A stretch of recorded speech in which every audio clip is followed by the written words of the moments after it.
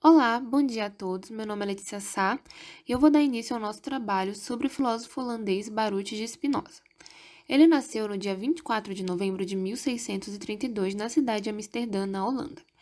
Ele foi gerado no âmbito de uma família de judeus de origem portuguesa.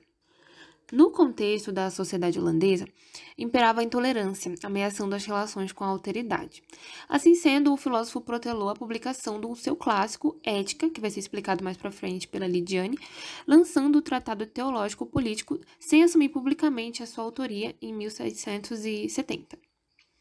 Durante algum tempo, de 1654 a 1656, ele trabalhou à frente dos negócios familiares dele. Nesse ano, porém, ele foi excomungado da sinagoga portuguesa de Amsterdã, sobre a alegação dele ter cometido heresia.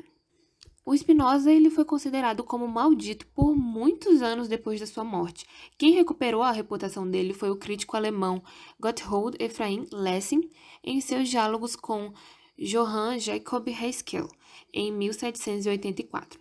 Na sequência, o filósofo foi citado, elogiado e inspirou pessoas como teólogos liberais Johann Gottfried von Herder e Frederick, o poeta católico Novalis e o polimata Johann Wolfgang von Goethe. Ele também se dedicou ao estudo de Sócrates, Platão, Aristóteles, Demócrito, Epicuro, Lucrécio e Giordano Bruno. Ele ganhou muita fama pelas suas posições opostas à superstição. A frase Deus sive natura, Deus, ou seja, a natureza, é um conceito filosófico e não religioso. Bom dia, professora. Bom dia, colegas.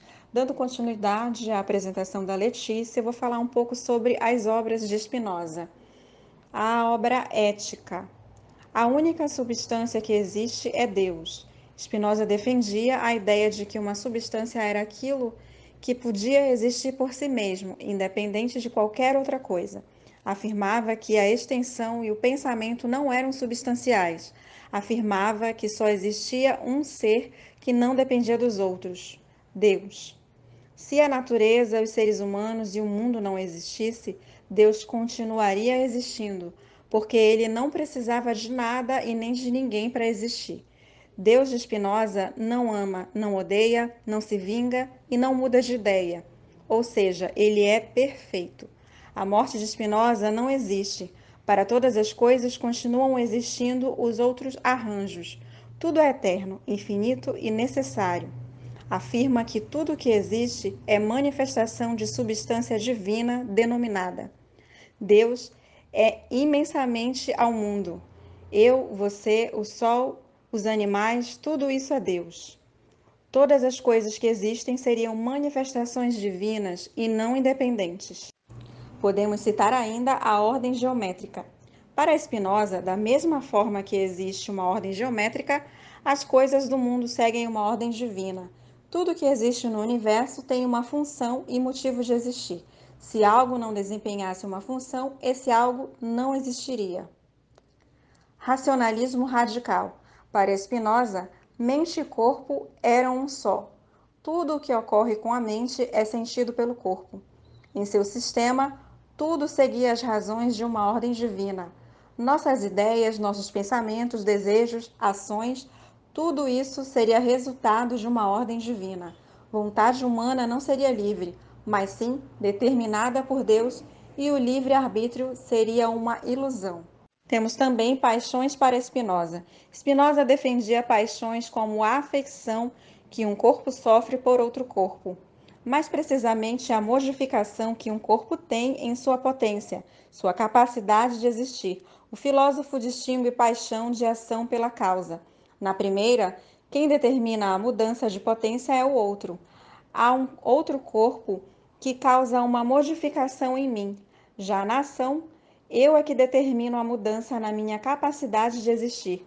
São três as paixões originais. Tristes, diminui a capacidade de ser e agir ou de existir de nosso corpo e de nossa alma. Alegres, aumenta a capacidade de existir e agir do nosso corpo e de nossa alma. Já os desejos, tanto paixões tristes quanto a crueldade e a ambição, ou alegres, como a gratidão ou a ousadia. Liberdade para Spinoza. Liberdade em Spinoza não existe no sentido libertarista, mas sim determinista, ou seja, liberdade é a ausência de coação. Ser livre é ser determinado sem ser coagido. Somos livres na compreensão de que tudo o que ocorre é fruto do ciclo necessário da natureza e não porque algo conspira contra si.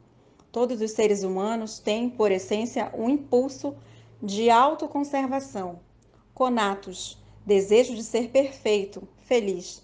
Somos seres naturalmente passionais porque sofremos a ação de causas exteriores a nós. Outra obra apresentada por Spinoza foi o Tratado Teológico Político. Spinoza pretendia demonstrar que o livre pensamento é o fundamento da República e que, se retirar dessa liberdade, perde-se justamente a possibilidade de uma boa política. Ele pretendia fazer isso de um jeito simples, embora absurdamente ousado para a época, fazendo uma leitura crítica histórica, o estabelecimento de sua autenticidade, sua forma original e a determinação do seu significado das escrituras sagradas. O Teológico Político foi considerado pelos contemporâneos de Spinoza o livro mais perigoso já publicado, e Stephen Nadler dedicou um livro a essa história chamado Um Livro Forjado no Inferno, mostrando que Spinoza foi o primeiro a argumentar que a Bíblia não possui mistérios, que ela possui várias incongruências e que, apoiadas nelas, os teólogos justificam um tipo de religião verdadeira, que não passa de estímulo à ignorância. E como se não bastasse, essa religiosidade invade a política e promove a tirania. Bom, colegas, esse foi o nosso trabalho. Espero que vocês tenham gostado e até a próxima.